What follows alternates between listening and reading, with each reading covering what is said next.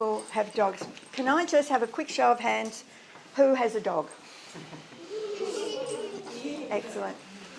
Who has a cat? Can you train a cat? Yes. Then you can train a dingo. Okay, because we say that dingoes are cats in a dog suit. And the dingoes that come to us from the north of Australia are, in fact, we call them monkeys in a dog suit because of their abilities, their physical abilities. Now, yes, and that was terrible because what I did was marry the first man who came along who offered me a dog. This is true. And I can tell you that the dogs took over and the dogs lasted, but the marriage didn't. And yeah, I have to look back in those days. However, the dog he bought for me was a Pekingese. And of course, nothing like a dingo. But what happened was that we purchased this Pekingese from this matriarch who'd come from Britain with her pedigreed Pekingese, and she took me under her wing and she said, "Lyn, you ask me so many damn questions." She said, "Why don't you come and help me at the shows?" So I did. Help her groom her Pekingese, and she would take them in the ring, and she always won. And I'm the kind of person that's got to know what, where, how, everything. I want to know. I only want the truth, and I will seek until I get it. And with these Pekingese, she won. Why? I needed to know why. And so she started to tell me about the breeding standards and all of the rest of it. And so I learned that her Pekingese perhaps had a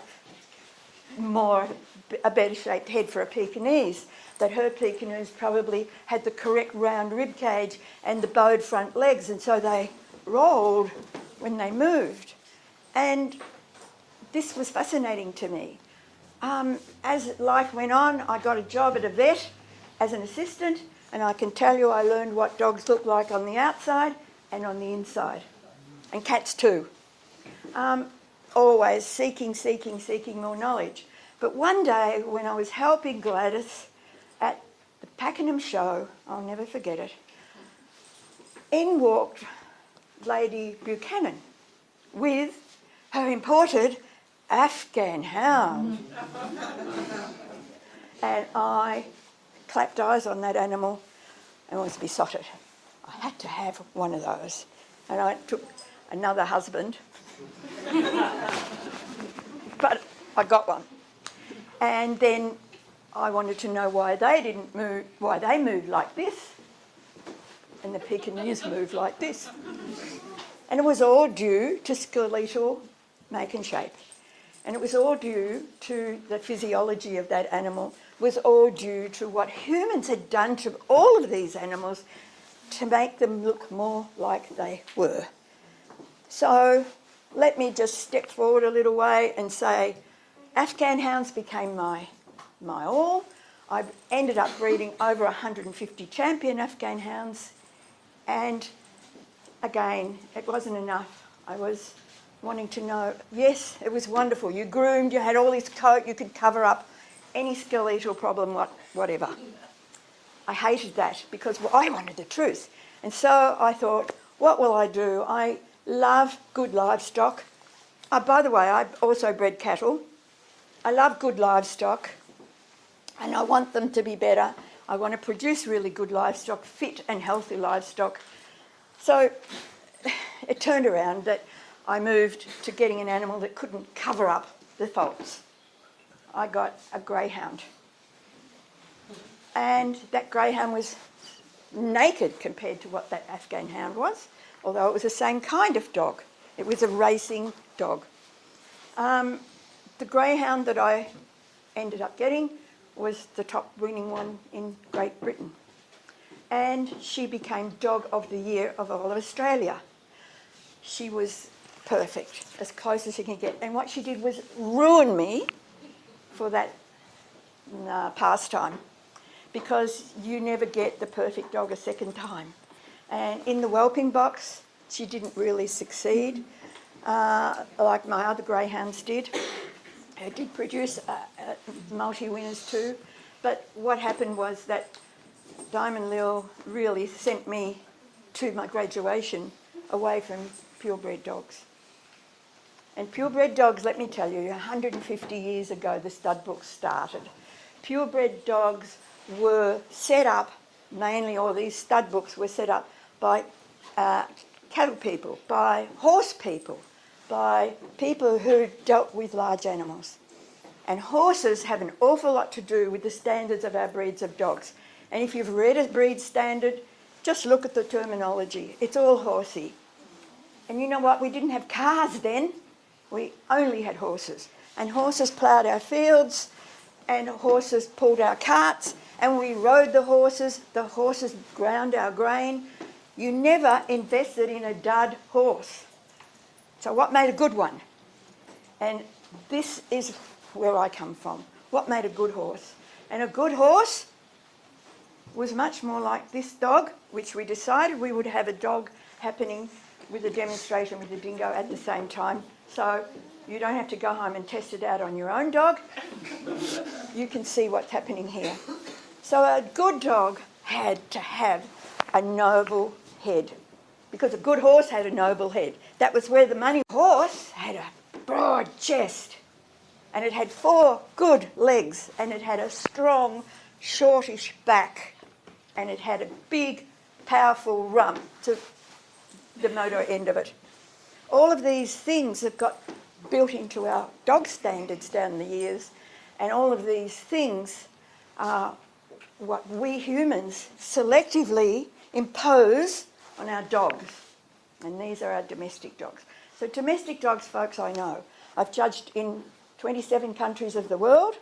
I did do the exams for 360 breeds, which made me a recognised international judge of all known breeds.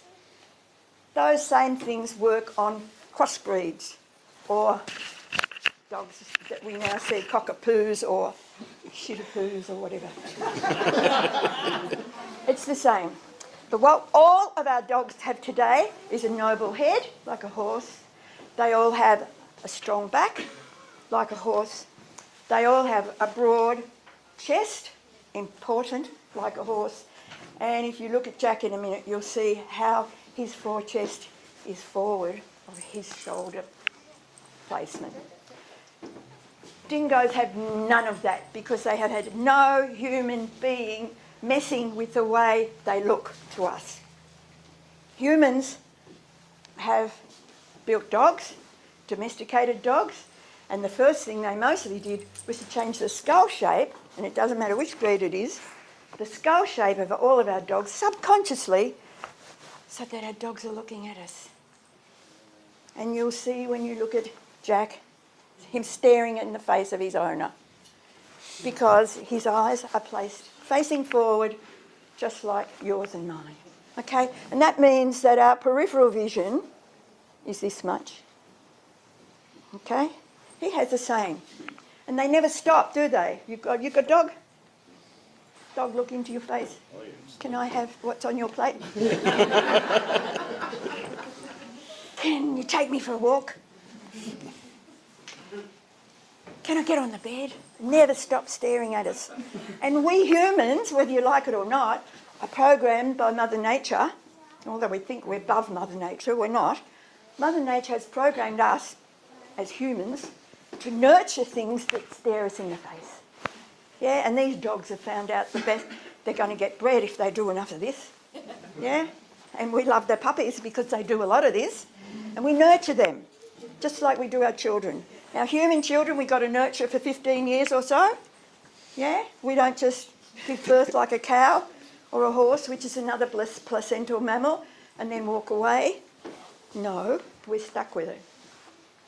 Dingoes don't need, never do, never did, and while they remain dingoes, never will need humans. I finally graduated to getting dingoes after I married the president of the Kennel Club. No, he wasn't president when I married him. I married him and I made him president of the Kennel Club. That worked. God bless him. He was my soulmate, and he's passed on now, and I wish he was still here. I can see some people that knew him. But he decided, well, if I want to make Lyn happy, I better go along with what she wants to do. And all I wanted was a dingo.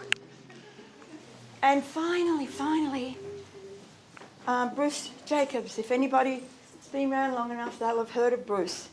And Bruce was a reclusive fellow who spent his last days up near Castlemaine, and he had the dingo farm.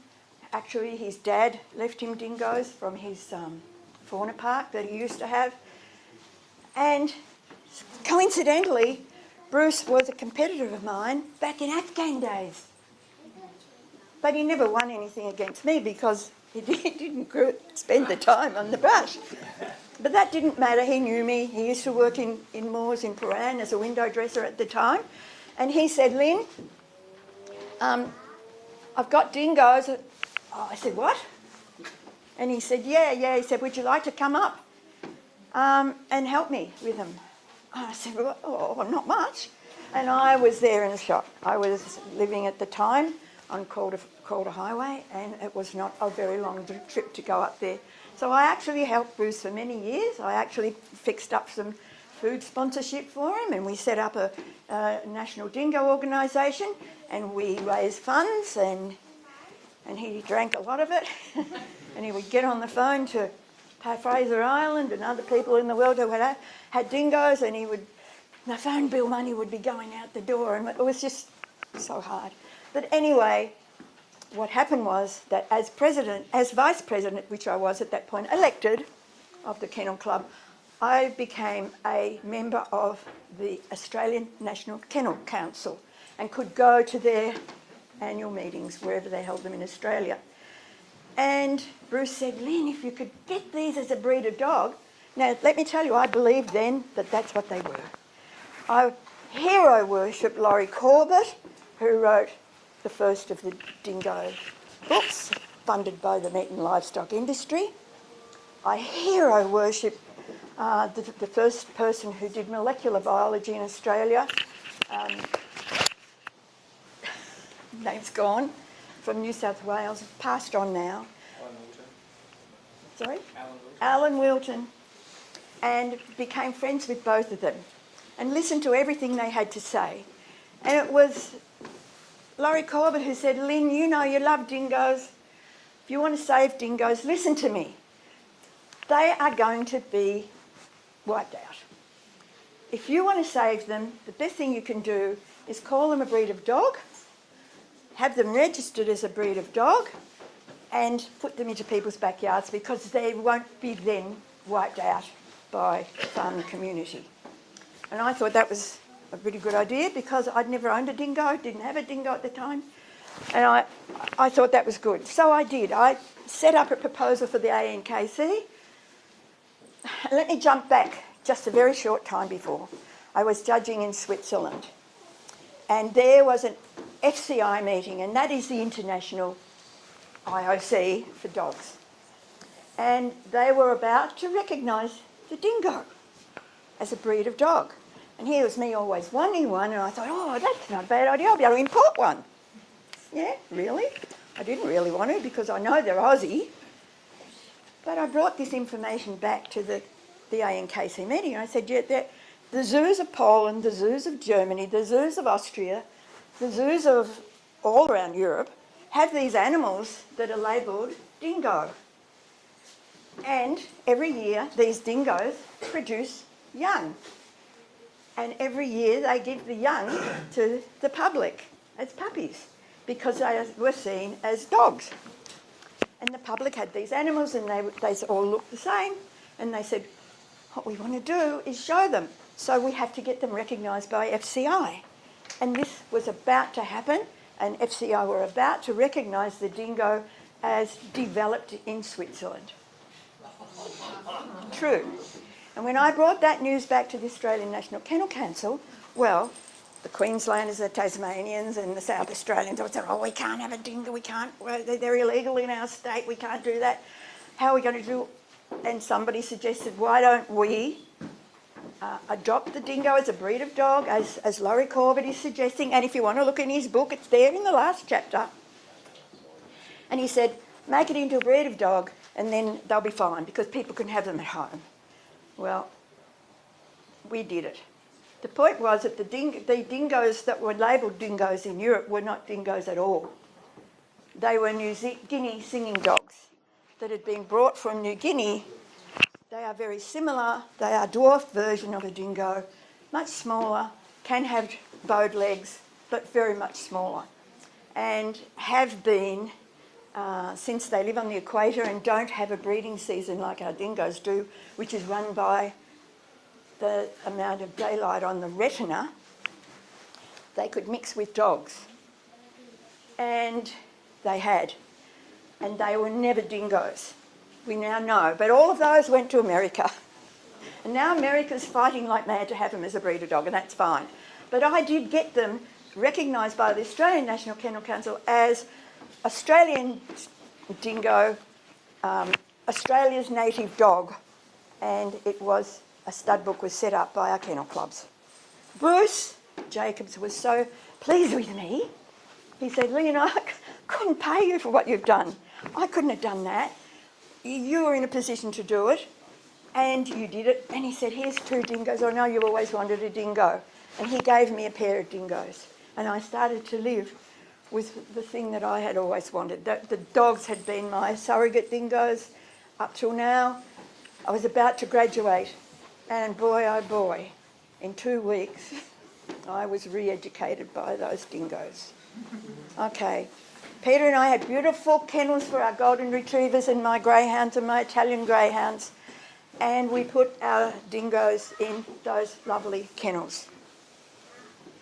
It was 10 minutes, and they were at the front door. I said, what's going on here? How did that happen? It keeps the golden retrievers in, it keeps the other dogs in, what's happening? Anyway, long story short, it didn't matter what we damn well did. We had to roof that and we had to concrete around the outside to stop these animals getting out. And it worked for about 3 weeks. And there they were at the front door again. What? How did that happen? Put a camera up. Smart little dingoes had been watching us open the latch. Oh, and it took them 5 minutes and they could open the latch too. So we moved our latches high up the gate so they couldn't reach. And that was terrific. And I don't know if anybody's been looking at the collection of films that are around now about what dingoes can do.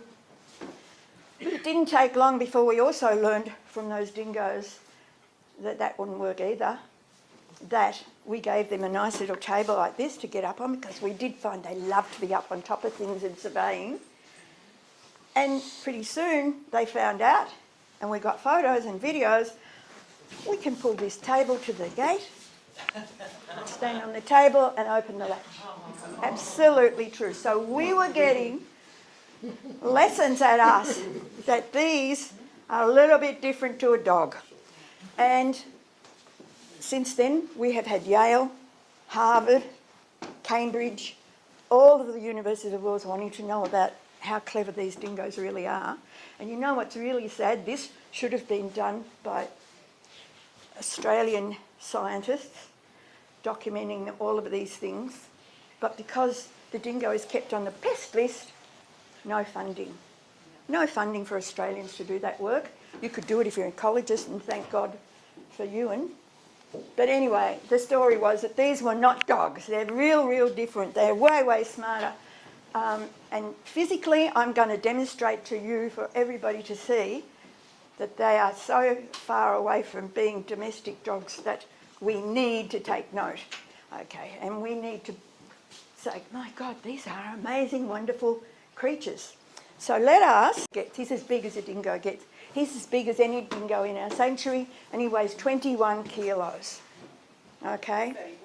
So is that as big as a dingo? Can I just ask, is that as big as a dingo of the silver fox study that was done? Yes, of course. Yes, of course. Dingoes' tails drape straight down and their well, skulls are you that sound straight. like a man who studies and you've got an open mind, and that's the only kind of And people I the want. dogs we have on our properties, tails are curled and their heads, skulls are totally different. So I was going to ask you for photos, but I will. I- Yeah, I'm sure you haven't. Anyway, let me get on so you can see for yourself. See for yourself. Now, really sad that the people on that side aren't going to be able to see the front view so well, but we're going to start away. Let me also say, so just quickly, a few people, call out what breed of dog do you have? Now, there's a deerhound person. Kelpie? Borzoi, collie, whatever. Okay, so you people should know how much you feed your dogs a day. Now, this is Australia's top order predator.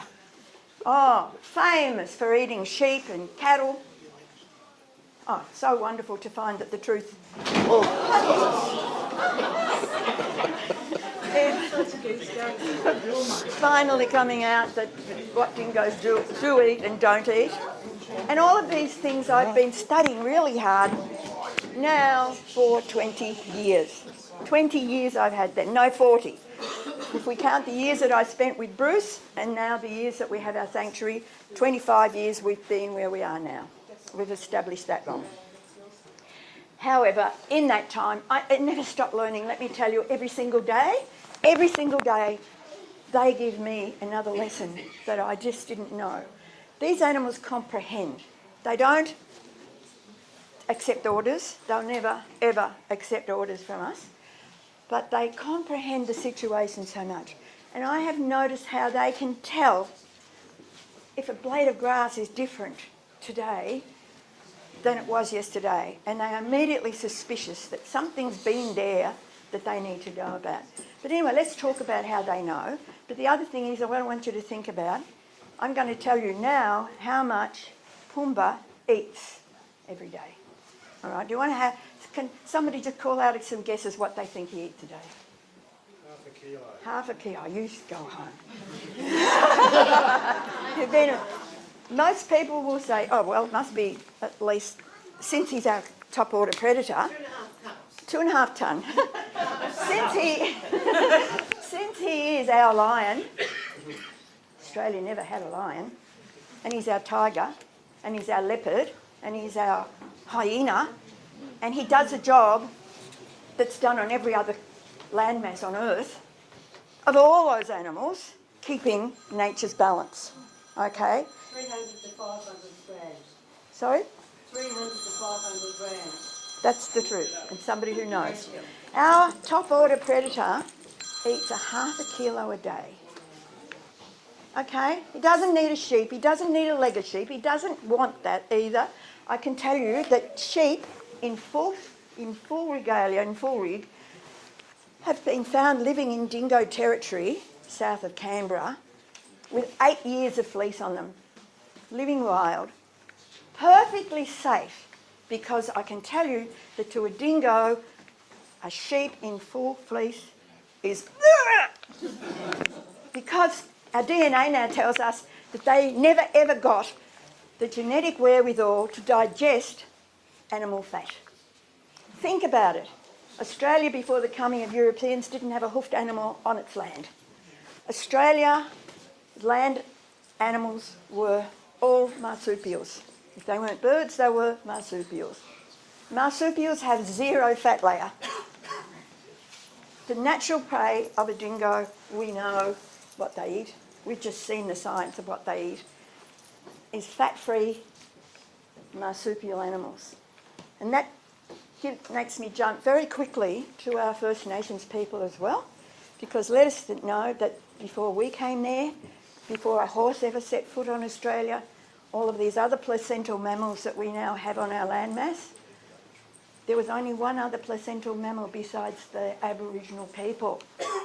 So why shouldn't they not call it kin? Only one. Everything else had their young in a pouch. Only one. This one had placental babies like them. So of course they felt and ate the same food.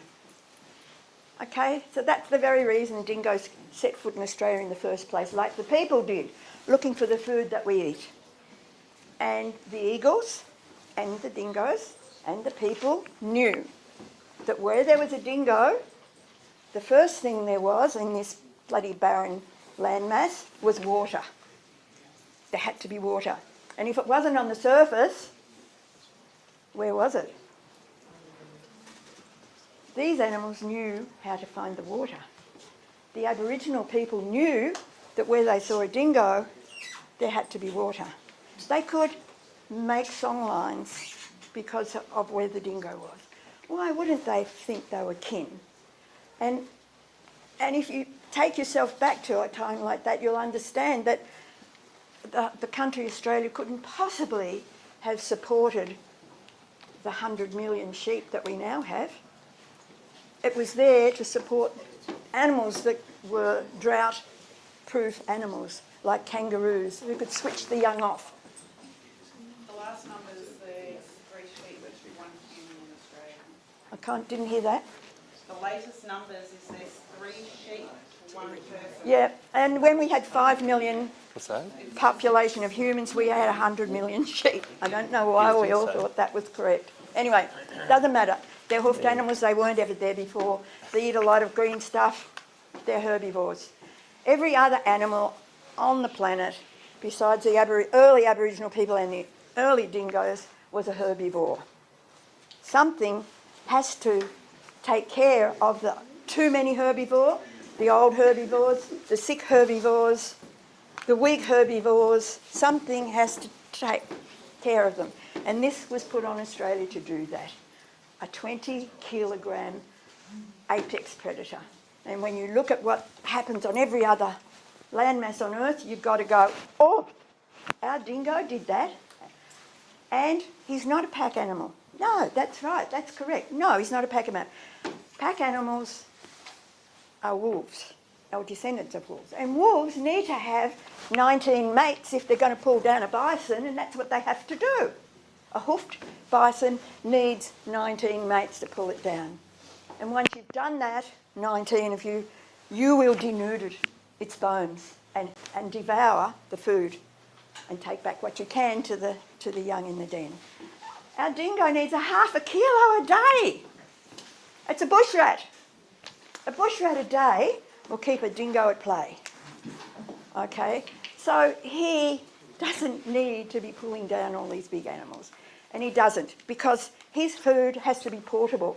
If, say, he does pull down big old man kangaroo, what's he going to do with it? He can't drag it. He can't carry it. What's he going to do? He can't eat it all. He only wants 0.5 kilo a day. Probably can eat 1 or 2 kilos, last him a few days. It's of no use to him. He wants portable food. Dingoes only need portable food. They only want portable food because, so that is why they fitted so well with our kangaroos. Because anybody who knows what marsupials do when they're pressed for life and being chased, take out the baby, sacrifice. All of them. Koala, if you could climb a tree fast enough, koala will throw its young at you too. Because it says, well, the way marsupials act is that they can have young in different stages being developed, and they can switch it off. So when there's no rain, there's no grass, they switch off. And when the rain comes, then they switch back on again because they know in 6 weeks there'll be grass, and now our baby can continue to develop. This is Australia. It's different. And this is our lion. So we need to respect what this animal has always done and just continues to want to do because it's run by instincts that we know nothing about. So the instincts of dingoes, a few things we've learned in 40 years. One, most important instinct of a dingo is territory, because territory is how we survive with our family. So our territory is very jealously guarded. And when a dingo has territory, he is not going to tolerate a damn fox on it, pinching his food. He's not going to tolerate a feral cat on it. He wants to keep his territory good. Now, the best thing the British ever did for dingoes was hunt foxes, because there weren't any foxes. So they started with dingoes. And they found that the dingoes would very quickly turn around and tear their foxhounds to pieces. So they didn't want to hunt dingoes anymore. They needed foxes. So they imported a shipload of foxes, all landed down here at Werribee. And to feed the foxes, another half shipload of rabbits. And they let them all go. Okay, and we know what's happened. We have the dingo fence, which started off as a rabbit-proof fence. Okay, so rabbits were the best thing that ever set foot on this land as far as these are concerned, because a nice half a kilo a day, and so easy to catch. Now I'm going to tell you how dingoes work and how they catch them, all right? So we're going to look at Pumbah's head. So turn him around so he's facing everybody, please. And I've talked to you about what we've done to our domestic dogs. Change the shape of their skull so their eyes are looking straight forward. But Pumbah, that's not happened to. You see how his eyes, push his head down so they can see his eyes are on a 45-degree angle. Now things that have a wide angle camera can see there and there all at once. That's what a dingo sees without twitching his head. He has a wide angle vision. Things that look like that think differently to us. We think blinkered. They think comprehensively. So these eyes can see that. Now turn him around, please, with his... Now turn him with his face to you and his back to the people. And you do the same with Jack. Now leave him to me, please. Nope. Jack just stole the show. No, you don't look at Jack. Wow. Pumbah can turn his head in this direction and he can look at you guys up there on the stage. Can Jack do that? Not even a little bit. He can turn his head this way and he can look at you guys over there. He can... Same as an owl. So what do you think he's comprehending with all Oh, of it this? freaks me out. 360 degrees. There is no dog that can do this. So don't tell me this is a dog gone wild. I'm going to go home and try it. That's one. Secondly, let's turn him around and have a look at his ears. All right, biologically, his ears are shaped just like the Sydney Opera House. And we do tell one lie at the sanctuary, and we say that Lyn Watson, who designed the Opera House, used the dingo's ears as a model. Because they're hooded. And when they're like, and we can tell, can they hear? Oh my God, can they hear? We have found that dingoes can hear a human heartbeat at 30 metres. You can't hide from a dingo. We have these people, they go out in the bush and they put up a tent and they think if they get in the tent that nothing's going to know that dingoes not going to know. That's just the vision. The vision he can see, he can hear for 30 metres and a rabbit heartbeat at 9 metres. We know this too because we have an 8-metre lead and we've had people coming up our hill with a dingo to meet our guests, and suddenly the dingo's gone to the bush on the way up, popped up with a rabbit in his mouth. Because that little rabbit was sitting in his heart and he couldn't hide. And our people who have come from all over the world to do dingo behavioural studies have found that they can't hide either. They thought, oh no, we'll just get behind this wall and the dingoes won't know they're there and then they can do it. The dingoes won't do anything while they know there's somebody hiding behind that wall. They can hear the heartbeat of those people. So think it through, guys. You want to do studies on dingo behaviour, you have to know these things first if you're going to succeed. Pumbah, so his ears. Come on, sit up, mate. Just sit. Now stand back from him so he's more on. His ears can actually turn right round the back as well. So if you see a picture of two dingoes running, always the one in front will have his ears plastered round the back, listening to the heartbeat of the one coming behind, and the one that's chasing will have his ears focused on the one that's running. Okay? So you can see that he's got his ears sideways. And this is what happens when it's windy. And I can always tell if a dingo's picture was taken in the wind because his ears will be stopping the wind from going in. Okay, very, very mobile, amazingly adept. So you know that the eye vision is so amazing, you know that he can hear so well. Smell, I never knew about the smell. I always knew they were fabulous. And I always thought, well, they must be just about as good as the beagle that works at the airport to find us stuff. Why couldn't we use dingoes there?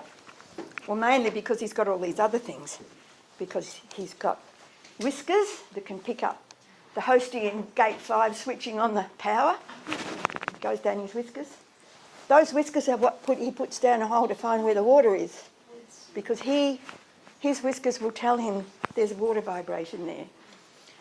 So he's got ears, eyes, but the nose, I only just got the paper very recently where somebody has actually included a dingo. They tried to include it in the dogs, in their dog section, and until they took the dingo out of their dog section data, nothing worked, because the dingoes only had 84 times more, what should I say, smelling ability, scenting ability than any of the dogs. So it's there, it's documented, it's been, why has it been done overseas? It's so sad. I want Australian scientists to be doing all this stuff because it's fascinating and we never did it. Millions of dollars we've spent on finding out how to kill dingoes quicker. Millions. And how many animals have died from eating those poisons and or getting caught in traps that didn't need to? But we never spent money. Only one scientist ever wanted to do the biological work on the dingo and try to understand it from understanding the species, what drives it point of view. And that first person was Professor McIntosh. He kept 20 dingoes at Sydney University, but nobody ever cited him because we only want to know how they die quicker and cheaper. So we only want them dead. We don't want to understand them. And yet understanding would be so easy because you understand, one, territorialism. Okay, why can't we do what dingoes do to protect their territory from other things? And your dog does it too. He goes around. You sat there. And I'm yours now. He marks his territory. And if he happens to be the alpha male, or if it happens to be breeding season and he's high on hormonal, nothing else will pass there. And the study's already happening at Taronga University, where they've tested dingo urine from our dingoes, and enough dingoes at our sanctuary where we can get whichever males, and we know that the alpha male urine will stop a usurping dog or dingo for 108 days. 1 pee, no refreshing, 1 pee, 108 days, and the marauding animals wouldn't come past. Now, why can't we work on that to protect our territories, our farming properties? Yeah, and who needs a big fence? You don't need a big fence. You just need a drone to squirt this stuff around. We are trying, but anyway, there's lots of other ways that are not terminal that we can understand them and work with them and still have our biodiversity out there. Because if you keep taking them out, we're not going to have any of that either. Anyway, whiskers, amazing.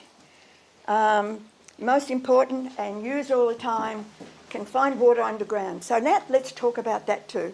So have a look at his head, turn back from him, in comparison to his front. As a dog judge, if you're standing in front, you'll see big head, skinny little ugly narrow chest. Okay? Now most dog judges say, oh, that's ugly, that's horrible. What we have, what most judges are going to say is, well, your dog, I should be able to get a man's spread hand there between his front legs. And this is true, and this is what we've done to dogs. We've made them look like real great horses. And if you look at Jack, he's not a good colour for him. Maybe we should have put the lights on and made him hotter. But you can see his forechest. You see his nice big chest where the white bit is, the breastbone? Look, Pumbaa's got none. Skinny, ugly chest. His chest is behind here. Jack's a quarter horse and this one's racehorse. Sorry, I can't hear. Quarter horse versus racehorse. Exactly. But look what else Pumbaa can do. So we're thinking of he's finding water in this cave under the desert. And he can put his head down there and his whiskers will tell him, yeah, there's water there. But I need to get to it. Now, what I don't need is a big fat chest that's going to stop me getting through that hole. But wherever this fits on our dingo, the whole rest of him can follow. And not only that, have a look at this. Pumbah can cross his elbows. Can Jack? His elbow, take it from higher. Because our dogs have been bred like good horses with the muscles of their chest and the muscles of their upper arms conjoined. So our dingo will make a single track when he walks. And our dog, because we built these marvellous chests on them all, 4. Yeah, because he can't do that. His chest is stopping him. So you look at it, if it's a paw prints in the beach, and you'll know if it's a dog or a dingo that made them. Very easy. Dingoes just make one single track. And that's because of the way he's built. That is so ugly to dog judging people that is one of the reasons why they've all been selected to look like their horses. And his back. Let's stand him up and look at his back. I'll stand him up. Let go. And we look at this long, long back. Pumbah's got a skinny chest. He can cross his elbows, but he's got this very long back. His forechest is not there. His forechest is here. And if I get him to sit down, I'll show you a few more things that you'll see different about dogs than you see Jack, except that Jack's the wrong colour to see easily in this light. However, if I hold Pumbaa up, can you hold his front legs? Come behind him. No, come behind him. That's it, like that. And we've got, what? A hairy belly. No paddy bits, like Jack. No bare tummy, like Jack, like domestic dogs. No, he's fully haired, obviously, because he needs protection from all the things he's getting under. You'll fall off if you'd come back one more. Let's push him forward. But we're going to look at his sternum now. Oh, he's looking out the window. And his sternum's his breastbone. Now, with our dogs, we find that right here where the elbow is where the chest divides. Yeah, like yours, your breasts divide. With our dogs, we've bred them with a short back.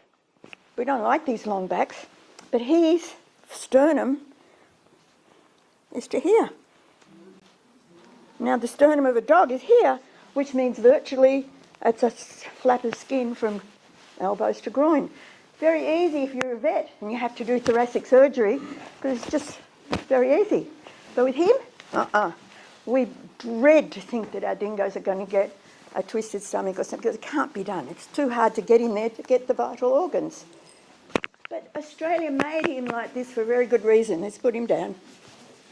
Because his enemy, his major enemy, without humans and without any of the other animals that have come to this country, was old man kangaroo.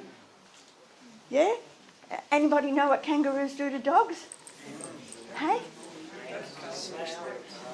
Entice them in the water, and especially our water dogs, they dive in after them, rub them with these, and then rake with these everything out. Yes, and I can tell you my champion golden retriever bitch died in our dam, and all her unborn puppies at the hands of a big old man kangaroo. Old man kangaroo won't tolerate his enemy, which is our dingo. Okay? But our dingo, who selected that to protect all of his vital organs? Mother Nature. Australia. No human being has shortened the back so we have a nice short dog and a nice round chest and a good barrel. Okay? This is selected by Australia only. Now I'm going to show you another reason why he can get to that water that only his head can fit through the hole. Okay, he's narrower through than his head. He's narrower all the way through. But look, he can bend every joint. Can you do this with Jack? So that each sector can come higher than the rest. Come higher, higher. And look. Okay.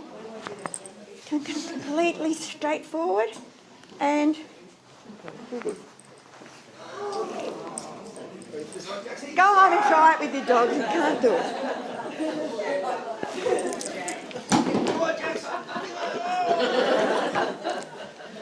So we're not laughing at you, Jack. You're very useful. But this is a superior animal. He's such livestock. We should be so proud of him. you have to have as many years behind you as I do in dogs to really appreciate how super they are. And every day I see how much more super they are. But let me get round to this end. You hold his lead. And he can straighten every joint completely. And he can bend it all up so completely and get it like, through. I'm not at the No vet. dog can do this. Okay. Every dingo has hip dysplasia. It's a natural situation, no disease. Okay? Because if he didn't and he couldn't flick his hips in and out, he couldn't get down those tiny little holes. He couldn't get to the water. So he's healthy. And our dingoes in the sanctuary live till they're 20. You know, we're lucky, we've got good food, we've got vets for them when they need it, and they all get exercise and they all get good food, but they live long. If they can get to 1 year in the wild, they deserve a Superman medal or a Spider-Man suit because they have to beat us. And we stupidly want them gone. This is so wrong. This is an alpine dingo. We're murdering a sentient being with a culture. This dingo has the sort of tail that you were just talking about. History repeats itself. Yes. Is his blanket. Because he's an alpine dingo, these animals can live in the freezing cold snow, and they dig a little hole next to a tree on the lee side so that the wind's blowing on the other side of the tree, dig a little hollow, get in there, curl up, put his nose in his tail, and he's never going to freeze up. How's Jack going? 22 degrees and that's it. With his this- pyjamas on. Tail is really so interesting. So he has a coat that is pretty incredible too, because if I pour a jug of water on here, it just peels straight off. But he's got his jammies on underneath, his undercoat, which he'll lose in November. But our dingoes have a third coat. So he has his outer coat, he has his undercoat, but inside here, and if you're nearby you'll see, is a third coat, which is a wolf grey third coat. And that will all be gone come December. But They only get that in winter though, don't they, Lyn? The third coat they only get during winter though, don't they? yes, it's when they need it. Yeah. But if they come from the Capilbra, or as we have some dingoes there, they have a tail like a whippet. Because they don't need to waste energy growing one hair that is not going to be useful for them. They want to be cool. Our alpine dingoes need these things in winter, they really, really do. So we have an animal that looks like a dog, and that's the worst thing that that's happened to him, because we immediately project upon him what we know about a dog. And let me say, I did too, in the beginning, but it didn't take me very long to know this is no dog. And he is run. Now let me tell you, dingo females can conceive young, and this is why there's no hybrids running wild out there. We believe at our sanctuary that if there are hybrids to be found, and believe you, we have looked everywhere to get data, if there are hybrids, that they were probably forced to be hybrids in captivity, and then keep that one, it's good, it'll be a good cattle dog, take the rest out the bush because they're half dingo, they're going to survive, aren't they? Well, I can tell you they're not, because they've only got 50% dingo. And unless they have at least 75, they won't make it. They can't establish in the wild. Those dogs that are coming into these paddocks, they go home at night pretty sure. They can have puppies any time of year. Not so our Aussie dingoes. 48 hours a year, that's it. And in those before those 48 hours, let me tell you, they have bonded, they have chosen their mate, and they have bonded. And Mrs. Dingo has said, all right, Charlie, you want to sire my kids? Show me how you hunt. And she will test him out. And if he can't keep up with her, well, that's a goodbye, don't care. He has got to be as fast as she is. He's got to be a good hunter. He's got to prove more than anything that he's loyal to her. And let me tell you that we are staggered to find that this Pumbah here, we've had a number of people who wanted badly to have Pumbah puppies with their dingo. And over the years I've had many, many cattle dog breeders beg me to have had their cattle dog bitch come to one of our dingoes. Well, I can tell you we've never succeeded in getting puppies. We have on 2 occasions in 40 years got matings, but never has there been puppies. But let me also say that Mrs. Dingo, that this one here will play with the girls. He will run with them, and he'll be very, very nice to them when they come and they're in season, but he will not mate them. And yet his Mrs. Delilah, he just adores her. He's the way I would like my husband to be. Clean my ears, all that stuff, you know. But the most delightful, loving relationship develops with the dingo, and it will last for life. They are loyal to each other for life. He will help raise those puppies. He will regurgitate food for those puppies. And even it's been known that if a dingo female has passed away, the male will even regurgitate water for those puppies. If they're young, he will somehow raise them himself if they're old enough to take some solid food.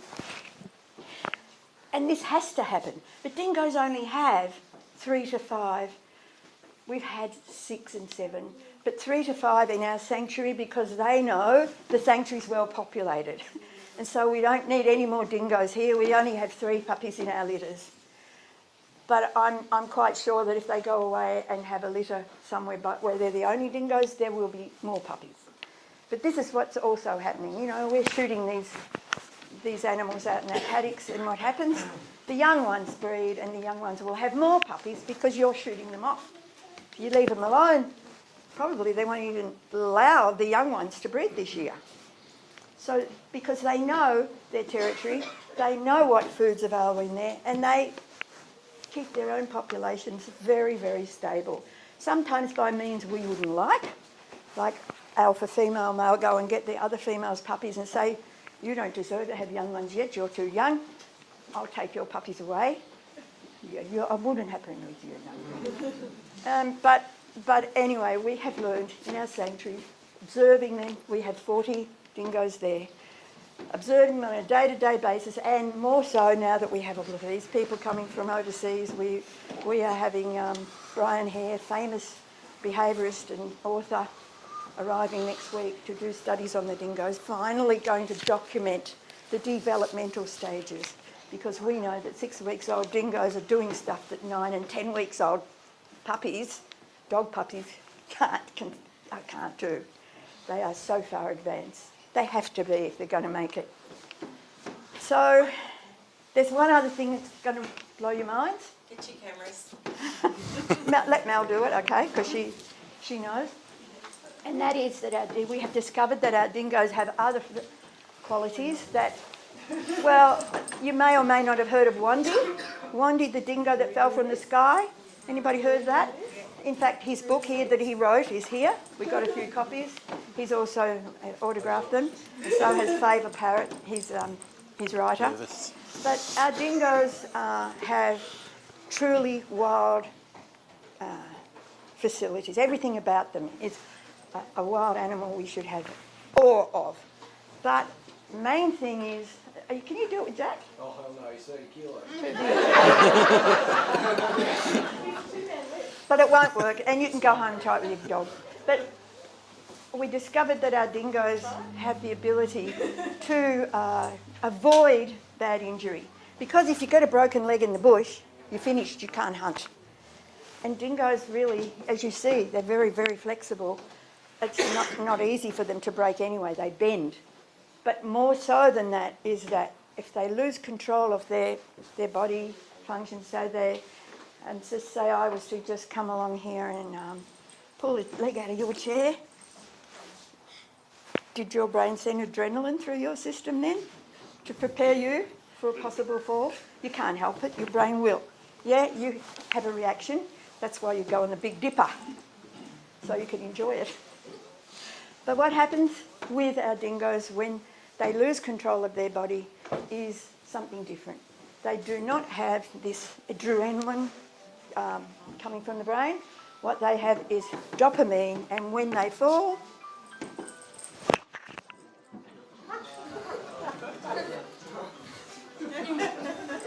He'd go to sleep. that is a recognised tonic state. And if he falls, you saw how his joints bend, he just gets up and he walks away. He doesn't need a vet. And that is how Wandy, that the eagle dropped to smash, didn't smash. He just detached his retina. Okay, so Don't try that with your I horse. hope that those few things that I have absolutely shown you have convinced you that these are not dogs. And in my view, they've never been dogs.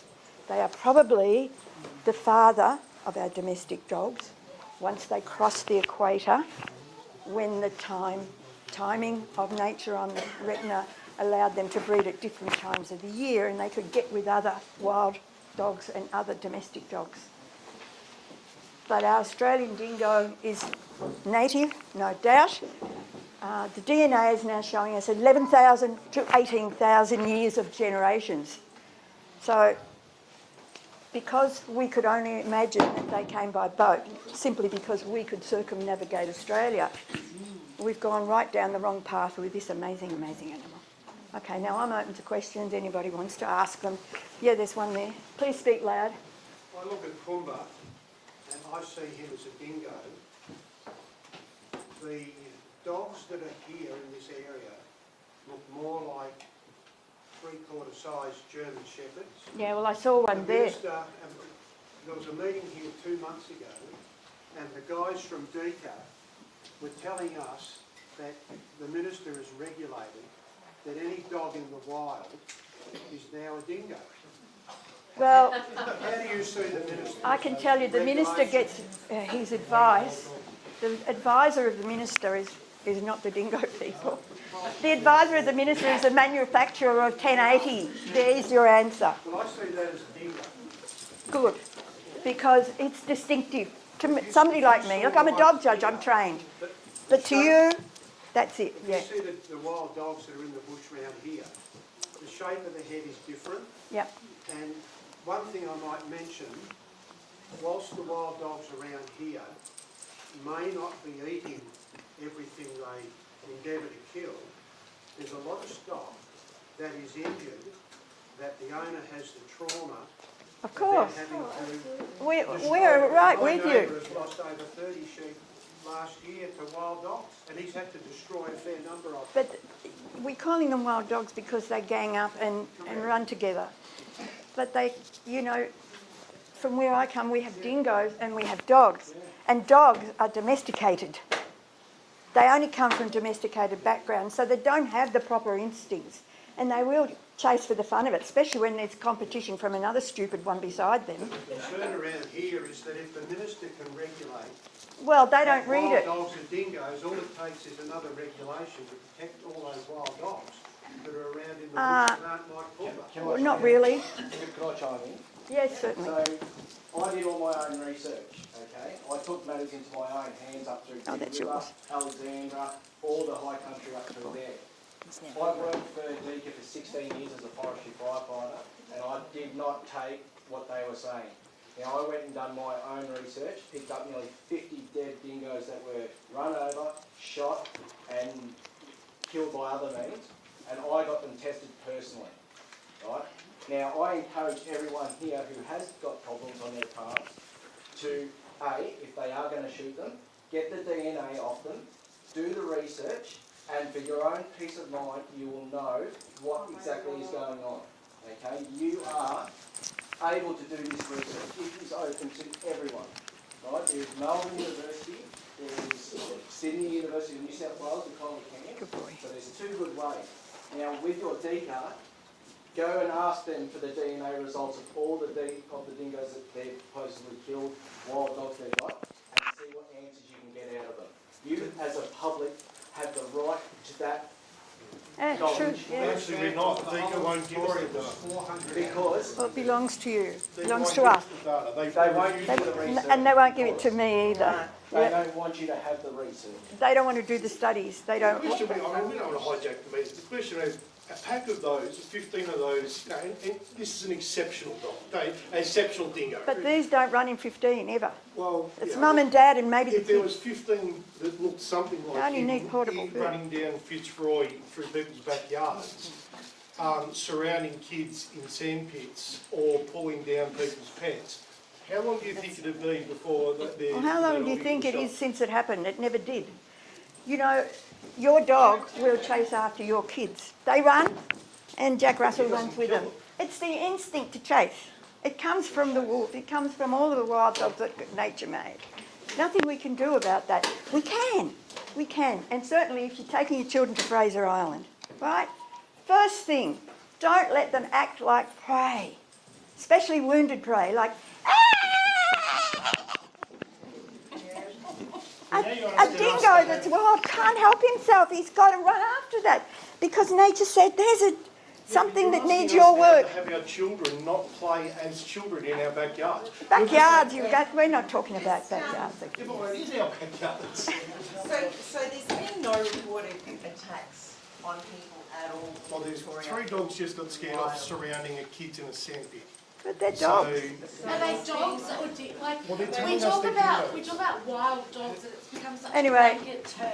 Hang on. We hear this argument so much. Yeah. Let's because hang on. So if you've been shooting dogs or dingoes, my phone number and details are here because if you're up for me taking samples, I'll come and collect them any day and time because I live here. So my details are all here. I'll come and collect the animal, the whole thing, or just the ear, or whatever. But if you are a landholder, come after all this, and we can have proper convos. And because we're... Everybody to hear the truth of everything rather than just you... Because So it's a exactly. beautiful animal, this animal. It's an amazing animal. Well, Deaca don't have round table, you see. They only And that- invite to the table the people that they want to hear from. And that's why I put on this event, right? I put it on as a volunteer. I'm with the National Parks Association, which is a volunteer group. WOTCH is a volunteer group. ADF's a volunteer group. Because when Deaca came here, those 6 months or so ago, they did a terrible job. Horrendous. And they did a terrible job. Unknowingly horrendous. And a terrible job. And they're wasting our money doing that. And what we're saying today is not all these wild dogs are feral dogs. Some of them may be native dingoes. Where they are native dingoes, we need to work with landholders, people who run sheep, stock, pigs, whatever, to reduce that threat. If they're taking your animals, they're taking your animals. They probably have to go, right? But we're not debating that. We're saying we need to work together and we need to get Deaca out of the way, right? Because they're not doing a good job. And it is a very good thing, really, that there are very few actual hybrids.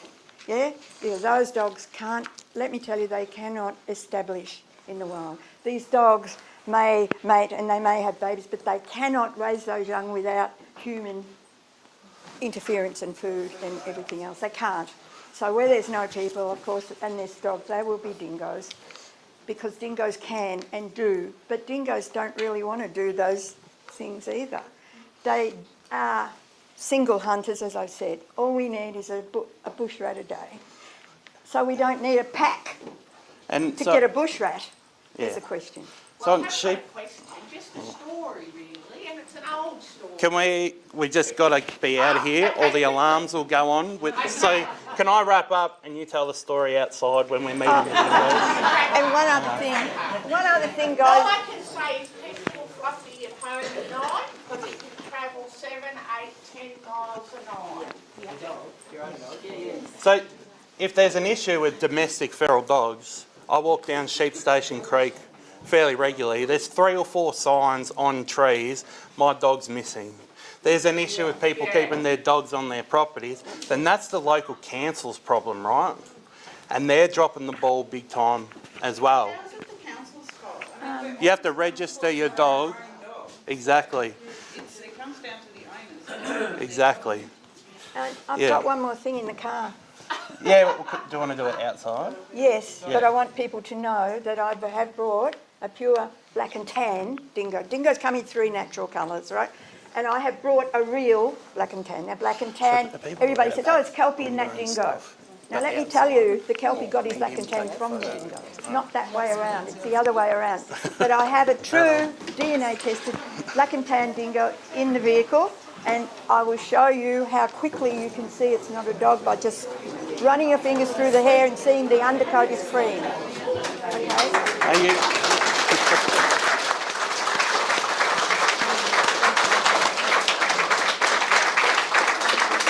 So, yeah, thank you very much for coming. Even if you don't agree, that's even more important. Let's talk about that. Thanks to Maya, our volunteer, and Dakota over here, who's selling stickers. I trust the dingo.